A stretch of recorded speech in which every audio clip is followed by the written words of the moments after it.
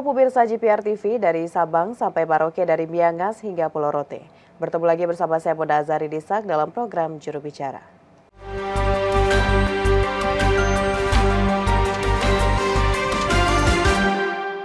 Pemirsa, pemilu serentak 2024 sudah semakin dekat. Pemerintah Indonesia memiliki tugas yang besar dalam mengawal dan juga menyukseskan pelaksanaan dari pemilu ini. Dan ruang digital menjadi wadah bagi kandidat untuk bisa mempromosikan visi dan misi yang mereka bawa, serta memudahkan masyarakat untuk melihat seberapa jauh komitmen yang dibawa oleh para pemimpin yang akan mereka pilih nantinya pada pemilu serentak 2024. Dan Kementerian Kominfo memiliki tugas yang besar dalam menjaga demokrasi di ruang digital. Lalu pemirsa, seperti apa hal yang dilakukan oleh Kementerian Kominfo Republik Indonesia? Kita akan bahas dalam program Juru Bicara kali ini. Sudah tergabung bersama kita Dirjen IKP Kementerian Kominfo Republik Indonesia, Bapak Usman Kansong. Selamat malam Pak Dirjen. Selamat malam, Mona. Baik Pak Dirjen, ini terkait dengan bagaimana Kementerian Komunikasi dan Informatika menjaga demokrasi di ruang digital. Sejauh ini Pak Dirjen, apa saja langkah yang telah dilakukan oleh Kominfo untuk menjaga dan mengawal pemilu 2024 ini agar bisa berjalan dengan baik dan juga kondusif, Pak? Ya, jadi ada banyak hal yang dilakukan oleh Kominfo dalam menghadapi pemilu 2024, terutama terkait dengan ruang digital. Ya. Ya, jadi Kominfo menjadi bagian dari gugus tugas, ya gugus tugas atau desk pemilu 2024 yang dikoordinatori oleh Kementerian Koordinator Politik Hukum dan HAM, ya Kemenko Polhukam. Di dalamnya ada sejumlah kementerian dan lembaga, ya misalnya Kominfo sendiri, kemudian BSSN, Kemendagri, Bawaslu, KPU, kemudian juga ada Dewan Pers dan sejumlah lembaga lainnya.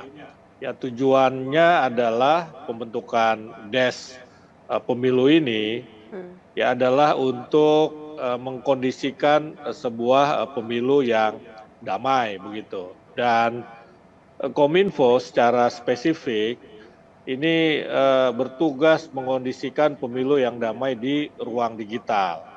Ya, dalam hal ini ya Kominfo melakukan beberapa aktivasi. Ya, antara lain adalah literasi digital, ya kemudian juga pemantauan ruang digital dari disinformasi politik, ya kemudian juga bersama-sama penegak hukum pemilu, dalam hal ini biasa disebut Gakumdu, ya penegakan hukum terpadu pemilu yang terdiri dari Kejaksaan, kemudian Polri dan Bawaslu. Kominfo mendukung, ya misalnya bila diperlukan memberikan data-data tentang disinformasi politik di ruang digital. Ya selain itu Kominfo juga turun langsung ya ke masyarakat lewat penyuluh informasi publik. Ya penyuluh informasi publik ini akan menyuluh informasi kepada masyarakat, mengajak masyarakat secara langsung untuk berpartisipasi dalam pemilu, apakah itu pemilu legislatif, pemilu presiden, ataupun pilkada. Nah, selain itu, PIP atau penyuluh informasi juga mengajak masyarakat untuk melakukan semacam gerakan, ya gerakan anti disinformasi atau anti hoax politik. Nah, itu kita lakukan, ya. Selain itu juga kita mendiseminasi informasi melalui media konvensional maupun melalui kanal-kanal yang dimiliki oleh Kominfo dan kementerian dan lembaga lain. Baik, yang Pak Dirjen sampaikan tadi adalah sosialisasi, lalu Kominfo juga melaksanakan PIP begitu di beberapa daerah di Indonesia.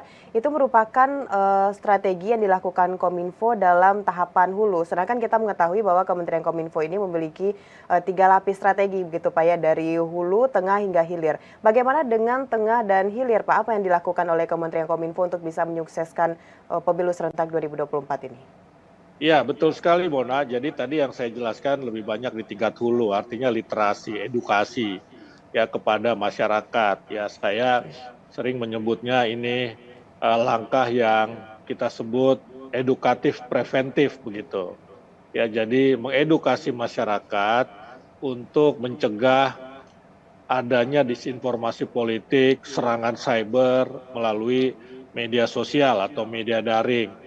Nah, di tengah ya di tengah biasanya saya menyebutnya mekanisme korektif ya, mekanisme korektif dalam hal ini Kominfo terutama Direktorat Jenderal Aplikasi Informatika atau Aptika memantau ruang digital, memantau media sosial, memantau platform digital ya apakah ada disinformasi politik.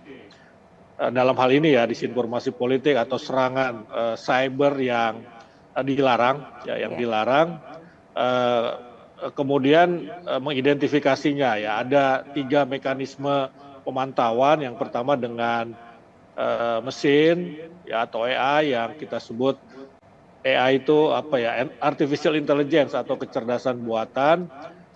Nah AI ini bernama Automatic Identification System atau AIS.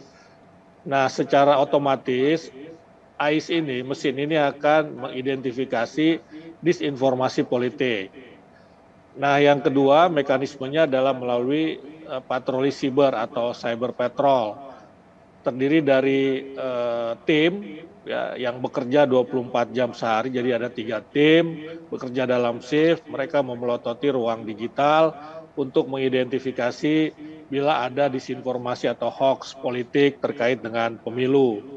Nah, yang ketiga adalah laporan masyarakat. Ya, jadi kalau masyarakat melihat, menyaksikan, atau mendapat kiriman disinformasi atau hoax politik bisa mengadu kepada Kominfo lewat aduankonten.id. Nah, setelah diidentifikasi, maka Kominfo akan meminta platform, apakah itu Facebook, Google, TikTok, dan lain-lain, untuk men-take down, ya men-take down atau menghapus disinformasi politik itu dari platform media sosial. Nah, selain men-take down, kita juga melakukan kontra narasi. Ya, kontra narasi kita mengoreksi. Ya, kita mengoreksi, makanya saya sebut mekanismenya korektif namanya. Itu kita mengoreksi disinformasi ataupun hoax politik. Kita sampaikan kepada masyarakat, kita sosialisasikan seluas-luasnya bahwa ini tidak benar, ini hoax, ini disinformasi. Jangan percaya masyarakat, jangan menyebarkan ini. Kira-kira begitu ya. Selain kita juga kemudian melakukan take down. Nah, yang ketiga yang kita sebut mekanisme represif. Nah, ini terkait dengan penegakan hukum.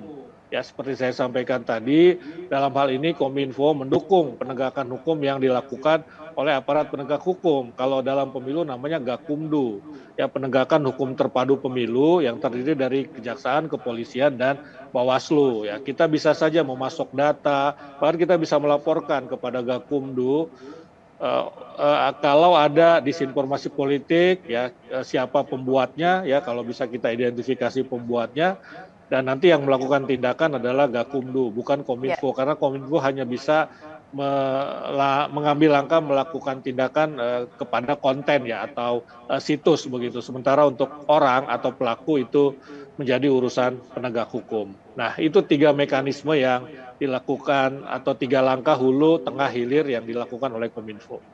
Baik, Pak Dirjen sudah menyampaikan 3 lapis strategi yang dilakukan Kominfo dan tadi juga sempat menyinggung mengenai AI, namun kita akan jeda dulu Pak Dirjen, setelah itu kita akan bahas lebih jauh lagi mengenai AI ini, bagaimana Kominfo mengantisipasi dalam pelaksanaan pemilu serentak 2024. Namun kita akan jeda pariwara, pemirsa tetap di program Juru Bicara.